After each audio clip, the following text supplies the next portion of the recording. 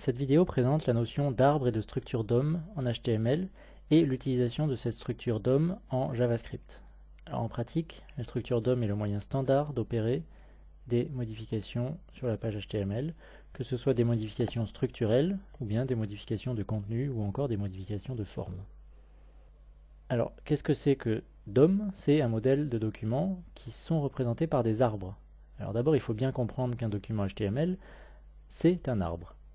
Quand on écrit un document HTML et quand on le représente de façon linéaire avec des balises ouvrantes et des balises fermantes et du contenu, c'est pas forcément évident, mais on construit un arbre. Qu'est-ce que c'est qu'une structure arborescente? Un arbre, c'est une structure qui a une racine, c'est-à-dire un élément de départ, ici c'est le document, et cette racine contient tout le reste, c'est-à-dire qu'elle contient d'autres nœuds.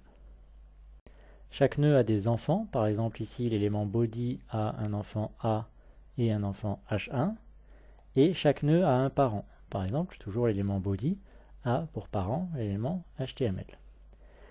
Un nœud ne peut avoir qu'un seul parent, et surtout les chevauchements sont interdits. C'est pour conserver cette structure arborescente justement qu'il est interdit de créer des éléments qui se chevauchent en HTML.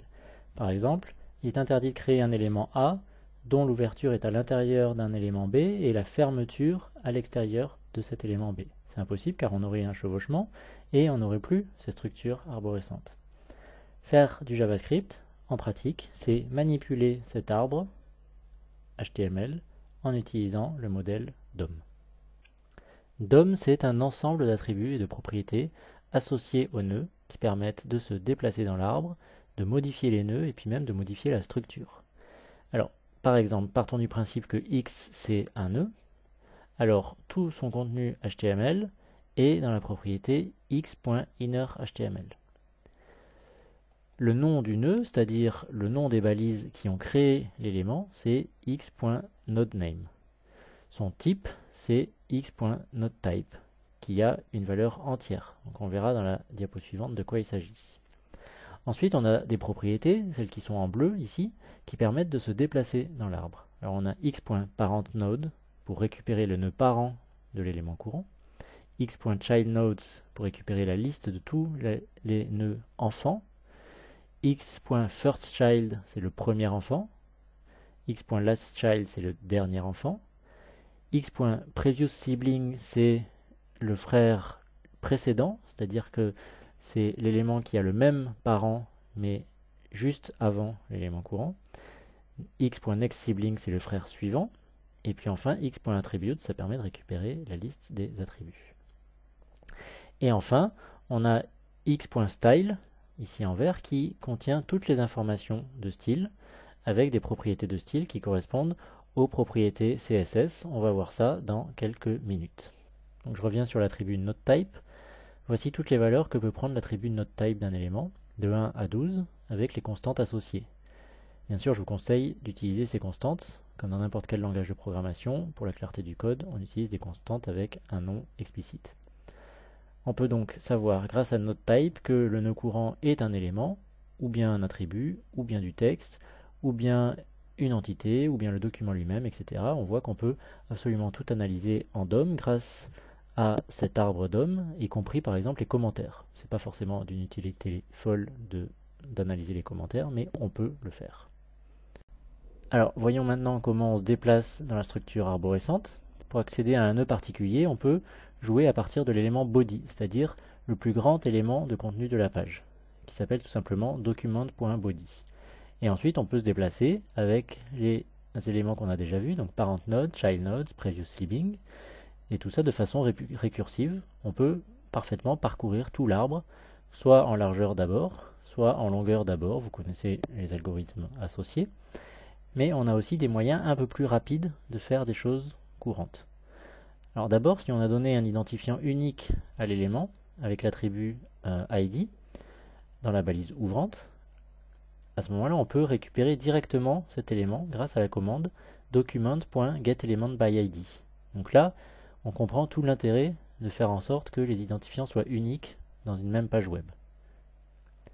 On peut aussi récupérer la liste des nœuds qui ont le même nom, par exemple, tous les éléments P, ici, grâce à la commande document.getElementsByTagName avec pour paramètre p. Alors bien sûr, d'un côté getElementsById renvoie un seul élément, un élément unique puisque l'identifiant est unique, mais le nom du tag n'est pas unique, donc getElementsByTagName, comme son nom l'indique, renvoie une liste d'éléments.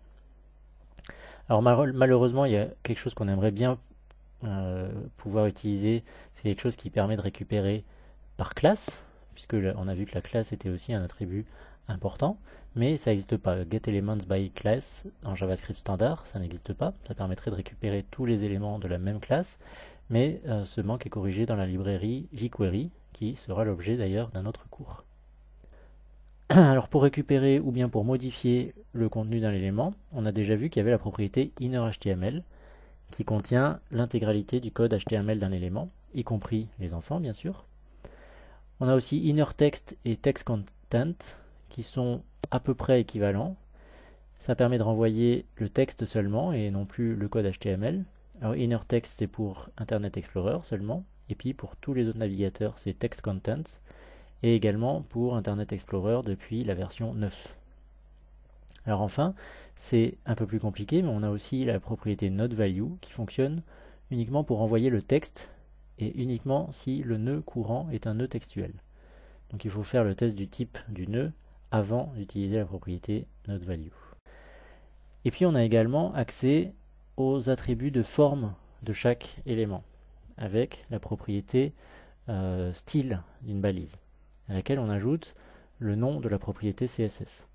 Alors attention, ce n'est pas tout à fait le même nom que la propriété CSS qu'on a vu dans les vidéos sur CSS, en particulier parce qu'on ne peut pas utiliser les tirets dans des noms d'attributs, alors qu'il y a beaucoup de tirets dans les propriétés CSS. Mais c'est très simple de convertir un nom de propriété CSS en son équivalent en JavaScript. Il suffit d'enlever les tirets et ensuite de mettre une majuscule sur le mot suivant. Exemple, background color, qui est en CSS background-color, va devenir style.backgroundColor sans le tiret, mais avec une majuscule sur le C de color. FontFamily devient style.fontFamily avec la même opération. On enlève le tiret et on remplace le F de family par un F majuscule. C'est relativement simple. Et puis enfin, tous les attributs particuliers des balises HTML sont accessibles en JavaScript de façon tout aussi simple. Par exemple, on a un attribut action pour le formulaire, on peut accéder à cet attribut action avec le nom de l'élément .action. Ou bien l'attribut checked si on a une checkbox, ou bien l'attribut src pour une image. Évidemment, c'est des attributs qui ne fonctionnent pas pour d'autres éléments.